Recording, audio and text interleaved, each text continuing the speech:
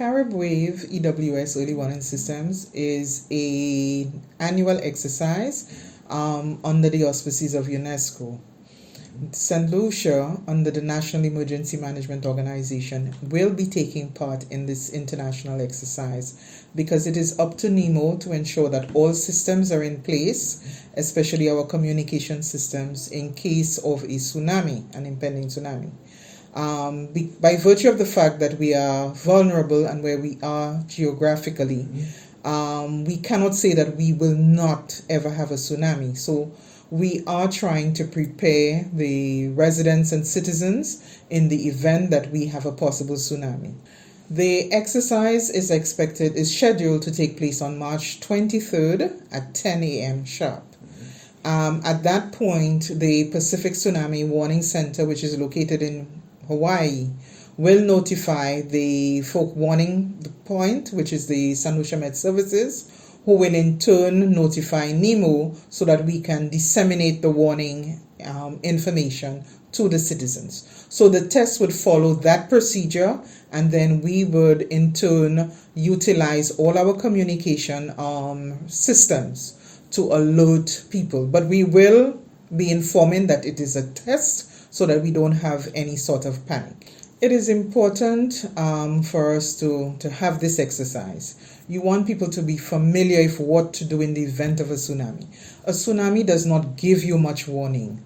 Depending on, especially underwater, tsunami is triggered by underwater events. You have probably, Kikanjeni, Mount Pele, less than 30 minutes. And you have to factor in the information coming out from the sources I indicated, Pacific Tsunami, Met, and so on. So you still end up with less warning time to the public. So you need to know what to do on the spur of the moment, not to pack your bags. At that time, you don't have to pack bags. You don't have time for this. You need to run to higher ground. So we want people to be able to be sensitive to that and to know what to do in order to save their lives and that of their families.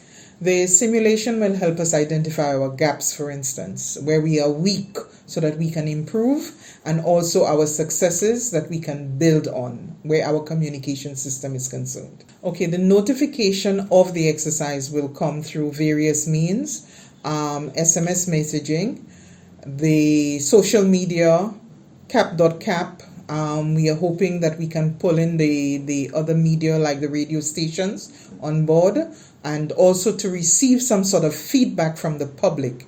We are going to try to put in a Google Forms where they can fill in and submit it so that we get the general feedback as to whether the message was received loud and clear and whether persons understood what they had to do. We would hope that we can have frequent simulations, tsunami simulations, and maybe take them to the communities themselves. What is the process when a tsunami is detected, not necessarily let's be specific to Saint Lucia and our region. What is the process when an alert is signaled? Tell us what happens. That information is sent to the director of Met or the Met Services, who will in turn contact the director of NEMO. And then that's the trigger for the calls for the relevant persons to be made on the approved list of persons to be contacted. That's really how it starts.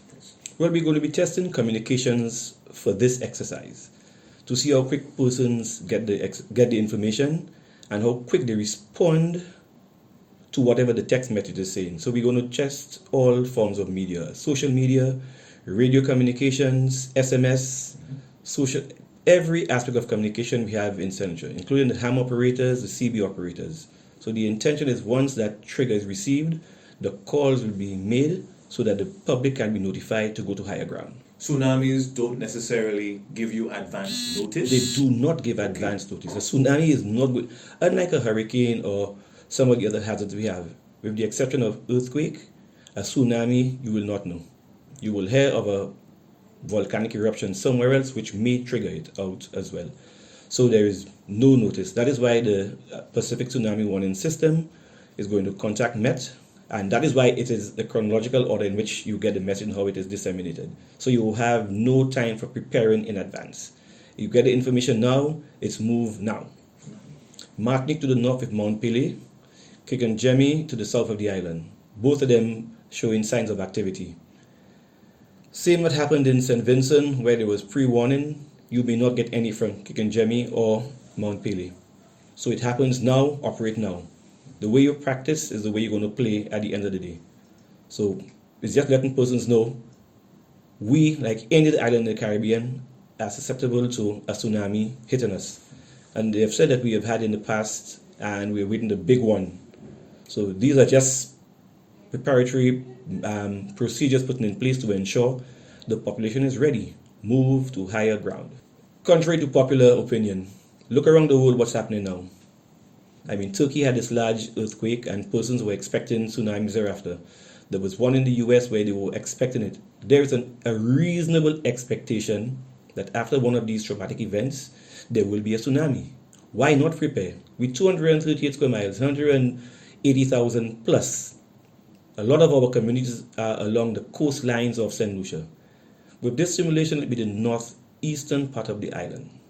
So when it happens to the north of Martinique, whatever time frame is given for it to hit Saint Lucia, you only get that one message: tsunami, move to high grounds. You're going to stay and debate and say, well, it happened in the 60s, it's not going to happen now. Move to high ground, see what it is, and complain after, as compared to being caught in it. So the intent is to have as many solutions as possible, and many persons on the island, if and when they get that message, move to higher ground.